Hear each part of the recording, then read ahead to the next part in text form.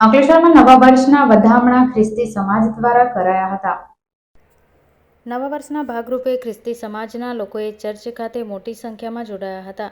આવનારું નવું વર્ષમાં કોરોનાના મહામારી રોગ સામે તંદુરસ્ત તેમજ સમગ્ર સમાજ માટે તેમજ વિશ્વના તમામ લોકો માટે સારું રહે. આ વર્ષ મહામારી રોગમાંથી પણ મુક્તિ થાય એવી પ્રાર્થનાઓ કરવામાં આવી હતી. મોટી સંખ્યામાં ખ્રિસ્તી સમાજના ભક્તો જોડાયા હતા. ચર્ચ ઓફ ઇન્ડિયા અંકલેશ્વર આ પ્રાર્થના સભાનું યોજવામાં આવી હતી.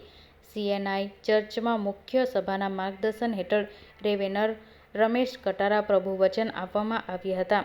સૌને શુભેચ્છાઓ પાઠવીને પ્રભુ ઈસુ પ્રેમ, શાંતિ અને માફીનો સંદેશ સૌએ જીવનમાં ઉતારવો જોઈએ તેમ જણાવ્યું હતું. આ પ્રસંગે નવા વર્ષના લોકો ખાસ પ્રાર્થના કરવામાં આવી હતી. આ પ્રસંગે મોટી સંખ્યામાં ખ્રિસ્તી ધર્મના બંધુઓ પ્રાર્થનામાં જોડાયા હતા.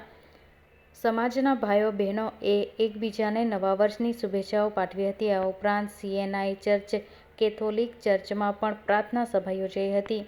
તો રાત્રિના 12ના ટકોરે અંકલેશ્વર વાસીઓને નવા વર્ષના વધામણા કરતા ફટાકડા ફોડી ઉજવણી કરી હતી. તો રાત્રિથી જ સોશિયલ મીડિયા વડે એકબીજાને નવા વર્ષની શુભકામનાઓ પાઠવી હતી.